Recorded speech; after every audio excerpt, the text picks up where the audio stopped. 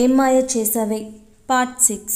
హాస్పిటల్కి చేరుకోగానే ఆమెకు ట్రీట్మెంట్ స్టార్ట్ చేయడంతో వెంటనే వైభవ్కి కాల్ చేసి విషయం చెప్పారు చంద్రశేఖర్. తల్లికి అలా అయింది అని తెలియగానే ఆఫీస్ నుండి ఆగమేఘాల మీద హాస్పిటల్కి బయలుదేరాడు వైభవ్.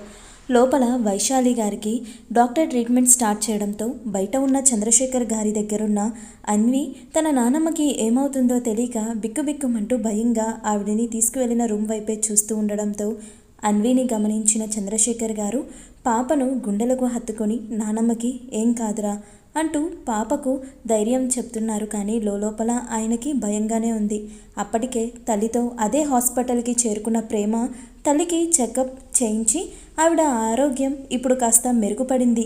కాకపోతే ఆమెను మరింత జాగ్రత్తగా చూసుకోమని డాక్టర్స్ చెప్పడంతో ఆయన రాసి ఇచ్చిన మెడిసిన్స్ తీసుకొని బయలుదేరబోతూ అనుకోకుండా చంద్రశేఖర్ గారిని అన్విని అక్కడ చూసిన ప్రేమ తన తల్లి అక్కడే కూర్చోమని చెప్పి కంగారుగా వాళ్ళ దగ్గరికి వెళ్ళింది. పాప వాళ్ళున్న బాధలో ప్రేమను గమనించలేదు.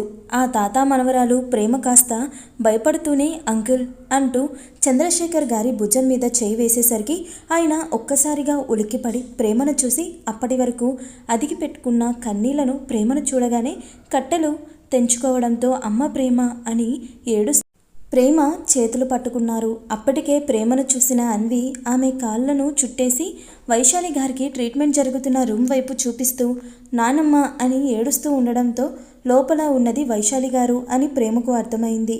ఉదయం అంతా బాగా మాట్లాడారు, అంత బాగున్నారు, సడన్గా ఏమైంది అనుకుంటూనే అన్విని ఎత్తుకొని తన గుండెలకు హత్తుకొని చంద్రశేఖర్ గారి పక్కన కూర్చొని ఆయనకి ధైర్యం చెప్తూ ఉంది ప్రేమ. అంతలోనే తల్లి విషయం గుర్తుకొచ్చి వర్షకి కాల్ చేసి విషయం చెప్పి తులసి గారిని తీసుకువెళ్ళి ఇంటి దగ్గర డ్రాప్ చేయమని చెప్పింది ప్రేమ. చంద్రశేఖర్ గారికి తన భార్యకు ఏమవుతుందో అని భయంగా ఉన్న అన్విని చూసుకుంటూ తనకి ధైర్యం చెప్తున్న ప్రేమను చూడగానే కాస్త ధైర్యంగా అనిపించింది.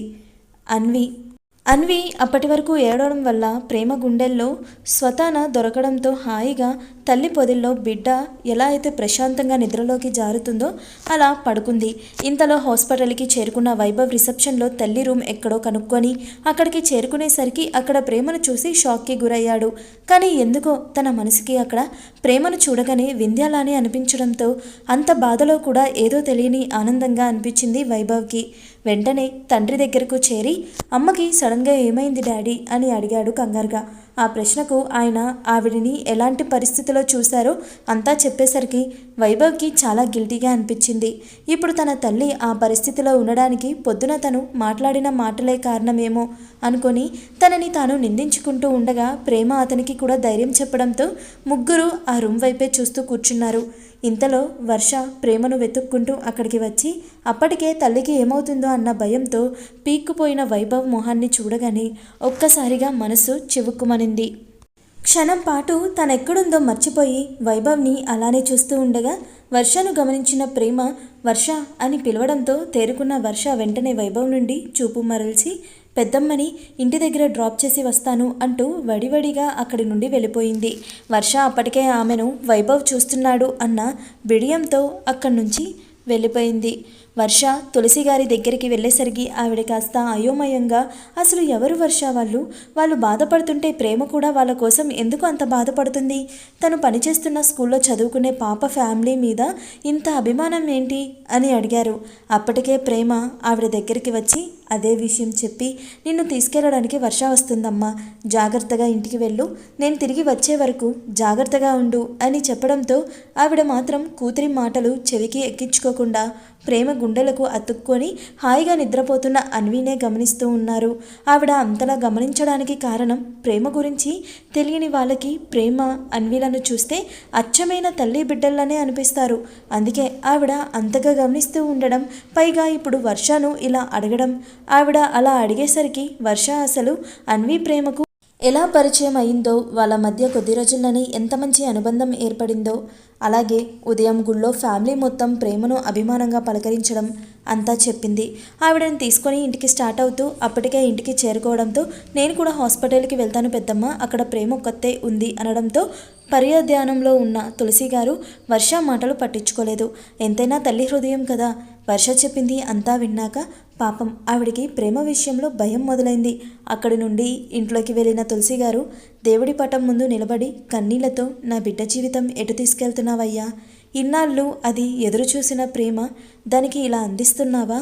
ఒకవేళ అదే జరిగితే సమాజం నా బిడ్డకి ఎన్ని పేర్లు పెడుతూ సూటిపోటి మాటలతో ఇబ్బంది పెడుతుందో నీకు తెలీదా? అది చూడటానికే నన్ను ఇంకా బ్రతికించావా అని ప్రేమ గురించి బాధపడుతూ అక్కడే కూర్చుండిపోయారు. హాస్పిటల్లో వర్ష వెళ్ళిన కాసేపటికి వైశాలి గారి ట్రీట్ చేసిన డాక్టర్ బయటకు వచ్చి కంగారు పడాల్సిందేం లేదు. ఆవిడ ఏదో విషయంలో బాగా ఒత్తిడికి గురై ఎక్కువ స్ట్రెస్ తీసుకోవడం వల్ల ఆవిడ బీపీ డౌన్ అయ్యి స్పృహ తప్పి పడిపోయారు. పైగా ఆవిడ స్పృహ తప్పి కూడా చాలాసేపు అవడం వల్ల కాస్త ఇబ్బంది పడ్డారంతే. కానీ ఇక మీదట ఆవిడ్ని జాగ్రత్తగా చూసుకోండి, ఆవిడ కాసేపట్లో స్పృహలోకి వస్తారు అని అతను చెప్పాల్సింది చెప్పి వెళ్ళిపోయారు. కాసేపటికి వైశాలి గారు స్పృహలోకి రావడంతో డాక్టర్ ఆవిడ్ని చెక్ చేసి అంతా బాగానే ఉంది చెప్పడంతో అందరూ ఆవిడ్ని చూడడానికి లోపలికి వెళ్లారు. అన్వి ఎప్పటికీ ఇంకా నిద్రలోనే ఉండడంతో చంద్రశేఖర్ గారు వైభవ్లను, ప్రేమ కూడా అన్విని ఎత్తుకొని లోపలికి వెళ్ళింది. వైభవ్ చిన్నపిల్లడిలా తల్లిని పట్టుకొని ఏడ్చేసరికి 2 రోజుల క్రితం తన పరిస్థితి గుర్తుకొచ్చి ప్రేమకు, కొడుకుకి నాకేం కాలేదు అని ధైర్యం చెప్పి, భర్తకు కూడా కళ్ళతోనే ధైర్యం చెప్పి ప్రేమను గమనించిన వైశాలి గారి కళ్ళు ఆనందంలో వర్షించాయి. ప్రేమ అభిమానంగా ఆమె చేపట్టుకొని, ఎలాంటి టెన్షన్ పెట్టుకోకండి ఆంటీ, అన్నీ ఆ దేవుడే చూసుకుంటాడు అని ధైర్యం చెప్పగానే వైశాలి గారికి ఆ క్షణం ప్రేమలో వింధ్యనే కనిపించడంతో ఆప్యాయంగా ప్రేమ చేతులు పట్టుకొని చాలా థ్యాంక్స్ అమ్మా అని మాత్రమే చెప్పగలిగారు. ఇంతలో నర్స్ వచ్చి, సార్ పేషెంట్ని ఎక్కువ డిస్టర్బ్ చేయకండి అని చెప్పడంతో అందరూ వైశాలి గారిని రెస్ట్ తీసుకోమని చెప్పి బయటకు వెళ్ళిపోయారు. బయటకు వెళ్ళిన వైభవ్, చంద్రశేఖర్ గారు ఇంకా అలానే బాధగా ఉండడంతో ప్రేమ అన్విని అలానే ఎత్తుకొని క్యాంటీన్కి వెళ్ళి వాళ్ళిద్దరికీ కాఫీ, అన్వికి పాలు తీసుకొని వెళ్ళి వైభవ్ చంద్రశేఖర్ గారిని బతిమలాడి వాళ్ళ చేతికి కాఫీ అందించి ఇంకా నిద్రలో ఉన్న అన్విని నిద్రలేపి పాలల్లో బ్రెడ్ ముంచి తినిపిస్తుంటే ఉదయం తిన్న టిఫిన్ కూడా కడుపులో సరిగ్గా లేకపోవడంతో కాదనకుండా 2 బ్రెడ్డులు పాలు తాగి హాయిగా ప్రేమ గుండెల్లో ఒదిగిపోయింది. ఇంట్లో మత్తుగా నిద్రలేచిన అదితి టైం చూసుకొని కిందకి వెళ్ళాడు. కానీ ఇంట్లో ఎవరి జాడ లేకపోవడంతో తల పగిలిపోతున్నట్టు అనిపిస్తున్నా అలానే బయటకు వచ్చి వాచ్మ్యాన్ని, అమ్మ వాళ్ళు గుడి నుండి ఇంకా రాలేదా అని అడిగేసరికి అతను విషయం చెప్పడంతో ఉన్నపలంగా కంగారుగా హాస్పిటల్ అడ్రస్ కనుక్కొని హాస్పిటల్కి చేరుకున్న అదిత్కి వైభవ్, చంద్రశేఖర్ గారు, ప్రేమ, అన్వీలు వైశాలి గారి దగ్గర నుండి బయటకు వచ్చిన దగ్గర నుండి తన కుటుంబాన్ని ఆప్యాయంగానే కాదు బాధ్యతగా అందరి ఆకలి చూసిన తీరు, ముఖ్యంగా అన్విని అక్కున చేర్చుకొని అలా తన గుండెల్లోనే పొదుముకున్న ప్రేమను చూస్తున్న అదిత్ పెదాలు అప్రయత్నంగా వింధ్య అని పలికితే అచ్చం ప్రేమలో వింధ్యనే కనిపించింది అజిత్కి. నిజానికి అజిత్ కళ్ళకి ప్రేమ రూపం తెలియడం లేదు. అన్విని గుండెల్లో పదుముకున్న తన అర్ధాంగి తన కళ్ళకు కనిపించేసరికి అది నిజమని తన మనసు నమ్మితే వింధ్య ఈ లోకంలో లేదు అని తన మెదడు చెబుతుంది. ఇంతలో అనుకోకుండా అదిత్ని గమనించిన వైభవ్ అన్నయ్య అంటూ వచ్చి ఎమోషనల్ అవుతూ హగ్ చేసుకున్నాడు. వైభవ్ స్పర్శతో తెలివిలోకి వచ్చిన అదిత్కి వింధ్య రూపం మాయం కావడమే కాదు, అక్కడున్న ప్రేమను చూసి షాక్లో కళ్ళు పెద్దవి చేసి ఆమెను అలానే చూస్తూ ఉండిపోయాడు. వైభవ్ అన్నయ్య అంటూ వెళ్ళడం చూసిన ప్రేమ కూడా అక్కడ అదిత్ని చూసి గట్టి షాక్కే గురైంది. ఆమె కూడా అదిత్ని అలా షాకింగ్గానే చూస్తూ ఉంది. కానీ అంతలోనే అన్వి నిద్రలో అమ్మ అంటూ తనని మరింత ఖర్చుకొని పోవడంతో షాక్ నుండి తేరుకున్న ప్రేమకు అన్వి అదిత్ కూతురు అని అర్థమైంది. ఆ విషయం అర్థం కాగానే వెంటనే అన్విని మరింత తనలోకి పొదుముకొని ఎందుకో భయంగా అనిపిస్తుంటే గట్టిగా కళ్ళు మూసుకుంది ప్రేమ. ఆమెనే గమనిస్తూ ఉన్న అదిత్కి ప్రేమ మోహంలో మారుతున్న హావభావాలు గమనిస్తూ అసలు ఆమె ఇక్కడేం చేస్తుంది అని ఆలోచిస్తూనే వైభవ్ని తన నుండి దూరం జరిపి ఎప్పటిలానే ఫేస్లో ఎలాంటి ఎక్స్ప్రెషన్స్ లేకుండా సడన్గా ఏమైంది అని అడిగాడు. ఆ ప్రశ్నకు వైభవ్ తనకి చంద్రశేఖర్ గారు చెప్పిందంతా చెప్పాడు. అంతా విన్న ఆదిత్కి తన తల్లి బెంగ తన గురించి అని తెలిసి తన మీద తనే కోప్పడుతూ ఇంతకీ ఎప్పుడు అమ్మ పరిస్థితి ఎలా ఉంది అని అడిగాడు. వైభవ్ అంతా బానే ఉంది అని చెప్పడంతో పక్కనే చేతిలో కాఫీ కప్తో దిగులుగా ప్రేమ అన్వీల వైపే చూస్తున్న తండ్రిని చూసి మనసుకి కష్టంగా అనిపిస్తుంటే వెళ్ళి ఆయన పక్కన కూర్చొని ఆయనకి ఆసరాగా ఆయన చేతిని నిమిరేసరికి కొడుకుని గమనించిన చంద్రశేఖర్ గారు, అమ్మకేం కాదురా పెద్దోడా, కంగారు పడకు, డాక్టర్ అంతా ఓకే అని చెప్పారు. కాసేపట్లో డిశ్చార్జ్ చేస్తారు, ఇంటికి వెళ్ళిపోవచ్చు అని చెప్పారు. ఆయనకి తెలుసు అదిత్కి హాస్పిటల్ వాతావరణం అస్సలు నచ్చదని. పైగా తల్లికి ఇలా అయ్యింది అని తన చిన్న కొడుకు తమ బాధను కన్నీళ్ల రూపంలో ఆయన బయటకు చెప్తున్నాం, కానీ పెద్ద కొడుకు పరిస్థితుల కారణంగా అతని మనసులో ఉన్న ఏ ఫీలింగ్ బయట పెట్టడు అని తెలుసు. అందుకే ఆయనే తిరిగి అదిత్కి ధైర్యం చెప్పడంతో మౌనంగా ఉండిపోయాడు అదిత్. కాసేపటికి అదిత్ రూమ్లోకి వెళ్ళి తల్లిని కలిసొచ్చి మళ్ళీ తండ్రి పక్కనే సెటిల్ అయ్యాడు. అక్కడ అలా ఉన్నాడు, కానీ తన మనసంతా గందరగోళంగా పిచ్చి పిచ్చి ప్రశ్నలతో నిండిపోయింది. అన్వి ప్రేమల గురించి ఆలోచిస్తూ చికాగ్గా ఉన్న టైంలో ఒక నర్స్ వచ్చి, సార్ మిమ్మల్ని డాక్టర్ గారు పిలుస్తున్నారు అనడంతో అదిత్, వైభవ్లు డాక్టర్ని కలవడానికి వెళ్ళారు. ఇంతలో అక్కడికి వచ్చిన వర్ష వైశాలి గారికి ఎలా ఉందో అని ప్రేమను అడిగి కనుక్కొని ప్రేమ పక్కనే సెటిల్ అయింది. ఆడపిల్లలైనా తమకి అసలు పరిచయమే లేని ఒక ఫ్యామిలీకి అవసరమైన టైంలో ఇలా తోడుగా నిలిచేసరికి ప్రేమ వర్షల మీద చాలా అభిమానం ఏర్పడింది చంద్రశేఖర్ గారి మనసులో. ఇద్దరిని మురిపంగా చూస్తూ మీరెప్పుడూ సంతోషంగా ఉండాలి అని కోరుకున్నారు. శ్రీ మనస్ఫూర్తిగా డాక్టర్ని కలిసిన వైభవ్ అదిత్లను ఆయన వైశాలి గారి గురించి జాగ్రత్తలు చెప్పి మెడిసిన్ ప్రిస్క్రిప్షన్స్ ఇచ్చి డిశ్చార్జ్ అవ్వచ్చు అని చెప్పడంతో వైభవ్ ఫార్మాలిటీస్ పూర్తి చేయడానికి రిసెప్షన్కి వెళ్తే అదిత్ చంద్రశేఖర్ గారికి విషయం చెప్పి రూమ్లో ఉన్న వైశాలి గారిని తీసుకుని రావడానికి వెళ్ళాడు. ప్రేమ చేతిలో అన్వి ఉండడంతో వర్షకు అదిత్కి హెల్ప్ చేయమని సైగ చేసింది. దాంతో వైశాలి గారిని మరోవైపు వర్ష సపోర్ట్ ఇచ్చి బయటకొచ్చేసరికి వైభవ్ ఫార్మాలిటీస్ అన్నీ క్లియర్ చేసి కార్ స్టార్ట్ చేసి రెడీగా పెట్టడంతో అదిత్ వర్ష కలిసి వైశాలి గారిని జాగ్రత్తగా కారులో కూర్చోబెట్టగానే ఆమె పక్క సీట్లో చంద్రశేఖర్ గారు కూర్చుంటే ఇంకా ప్రేమ దగ్గరే ఉన్న అన్విని చూస్తూ తన చూపుని సీరియస్గా తమ్ముడు వైపు మళ్లించాడు అదిత్.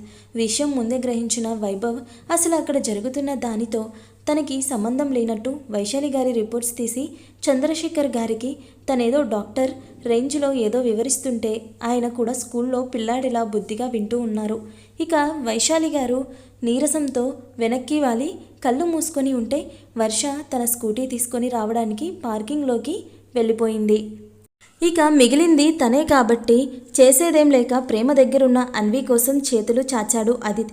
కానీ అన్వి నిద్రలో ఉండడంతో అసలు హాస్పిటల్కి అదిత్ రావడమే అన్వికి తెలీదు. అదిత్ ఏం మాట్లాడకుండా అలా చేతులు చాచేసరికి ప్రేమకు కాస్త బాధగా అనిపించినా నెమ్మదిగా తనే అన్విని అదిత్ చేతికిచ్చింది. అన్వి తల్లిలాంటి ప్రేమ నుండి తండ్రి చేతుల్లోకి చేరడమే తల్లిని తండ్రికి దగ్గర చేసే పనికి శ్రీకారం చుడుతూ తన గుప్పెట్లో బిగిసిన ప్రేమ చీర కొంగుని అలానే బలంగా పట్టుకొని ఉంది.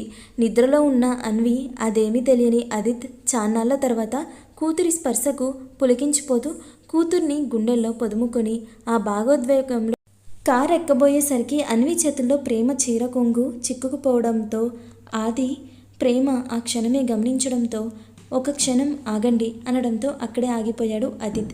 కంగారుగా అజిత్ భుజం మీదున్న అన్వి చిన్ని పిడికిలి నుంచి తన చీర కొంగును విడిపించుకునే ప్రయత్నంలో అప్రయత్నంగా ప్రేమ కళ్ళు చెమ్మగిల్లితే ఆమె కళ్ళల్లో ఏర్పడిన సన్నటి కన్నీటి పొరను అలానే చూస్తూ ఉండిపోయాడు అదిత్. ఎలాంటి భావం లేకుండా మొత్తానికి ప్రేమ అన్వి పిడికిలి నుండి తన చీర కొంగుని విడిపించుకొని ఆ బుజ్జి పిడికిలిని తన పెదాలకు ఆనించుకొని వదల్లేక కష్టంగా పాపను వదిలింది. ఆమె వదలడం ఆలస్యం. అదిత్ వెంటనే కారు ఎక్కి తమ్ముడిని చూపులతోనే కాల్చేసేలా చూస్తూ ఉండడంతో తమ డిస్కషన్కి ఎండ్ కార్డ్ వేశారు చంద్రశేఖర్ గారు. వైభవ్ల ప్రేమ వైశాలి గారి గురించి జాగ్రత్తలు చెప్పి అదిత్ వడిలో ఉన్న అన్విని చూస్తూ బంగారు తల్లి జాగ్రత్త అంకుల్ అనింది. ఆమె మాటకి తన ప్రమేయం లేకుండానే ప్రేమ వైపు చూపు మళ్లించాడు అదిత్. ఎందుకో ఆమె కళ్ళల్లో అన్వి కోసం కన్నీళ్లు చూసేసరికి చాలా బాధగా అనిపించి అదిత్కి. కానీ అంతలోనే తమ్ముడు వైభవ్ కార్ స్టార్ట్ చేయడంతో చప్పున తన చూపు మరల్చి కూతుర్ని జాగ్రత్తగా పొదివి పట్టుకొని వెనక్కి వాలి కళ్ళు మూసుకున్నాడు. అతనికి అన్వి స్పర్శ గతాన్ని గుర్తు చేస్తుంటే కంట్రోల్ చేసుకుంటున్న కంటి కొసల నుండి జారిన కన్నీటి బొట్లు అదిత్ గుండెల్లో ఉన్న అన్వి నుదిటిపై జారడంతో చిన్నగా మెలకువలోకి వచ్చిన అన్వికి తనున్నది ప్రేమ దగ్గర కాదని అర్థం కాగానే కాస్త తలెత్తి చూసిన అన్వికి తనున్నది తండ్రి వెచ్చని కౌగిల్లో అని తెలియడంతో ఎక్కడలేని సంతోషం వచ్చేసింది ఆ చిట్టి గుండెకు. కానీ అంతలోనే తన నక్షత్ర లాంటి చిన్ని కళ్ళకు తండ్రి కంటి కొసల నుండి ఇంకా జారుతున్న కన్నీళ్లు కనిపించగానే తన చిన్ని చేతులతో ఆదిత్ కన్నీళ్లు తుడిచి నానమ్మకి ఏం కాదు డాడీ అనింది. అంత చిన్న వయసులో తండ్రికి ధైర్యం చెప్తూ అన్వి స్పర్శకే కళ్ళు తెరిచిన ఆదిత్ కూతురి మాటలకి మురిసిపోతూ పెదాల మీదకు కనిపించని చిరునవ్వుని తెచ్చుకొని వెంటనే మళ్ళీ మామూలైపోయి కళ్ళు మూసుకున్నాడు. ఇన్నేళ్లలో తండ్రి ప్రవర్తనకు అలవాటు పడిపోయిన అన్వి ఈ డాడీ ఎప్పుడూ ఇంతే అని లైట్ తీసుకొని వెనక సీట్లో సైలెంట్గా ఉన్న నానమ్మ తాతయ్యలని చూసి డ్రైవింగ్ చేస్తున్న బాబాయ్కి కబుర్లు చెప్పడం మొదలుపెట్టింది. ఇక వాళ్ళ కబుర్లు మొదలైతే చుట్టూ ప్రపంచంతో సంబంధం ఉండదు. కాబట్టి వైశాలి గారు కూతురికి చెవులు అప్పగించిన ఆదిత్ని చూసి నిన్ను ఖచ్చితంగా నా మనవరాలు వాళ్ళ అమ్మకి దగ్గర చేసే తీరుతుంది పెద్దోడా, దాన్ని నువ్వు మార్చలేవు అని బలంగా అనుకుని చిన్నగా నవ్వుకున్నారు ఆవిడ. అన్వి వైభవ్కి చెప్తున్న కబుర్లలో 90% అమ్మ అంటూనే ఉండడంతో అసలు అన్వి అమ్మ అని ఎవరి గురించి చెప్తుందో మొదట్లో ఆదిత్కి అర్థం కాలేదు. కానీ చూచాయగా తాను మాట్లాడేది ప్రేమ గురించే అని అర్థమైన మరుక్షణం ఒక్కసారిగా ఆదిత్ కళ్ళ ముందు వింధ్య మెదలవడంతో మనసంతా భరించలేని నొప్పిగా అనిపిస్తుంటే వైభవ్ ఫాస్ట్గా పోని అని తమ్ముణ్ణి గదించాడు. అన్న గొంతులోని బేస్కి వైభవ్ భయంతో స్పీడ్ 100 దాటేస్తే తండ్రికి కోపం వచ్చింది అని అర్థమై అన్వి భయంతో సైలెంట్ అయిపోయి తిరిగి తండ్రి గుండెలోనే ఒదిగిపోయింది.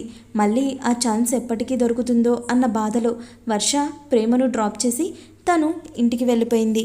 ప్రేమ ఇంట్లోకి అడుగు పెడుతూనే ఇంకా చీకటిగా ఎక్కడా లైట్ లేకుండా ఉన్న ఇంటిని భయంగా చూస్తూ అమ్మా అని అరిచింది కంగారుగా.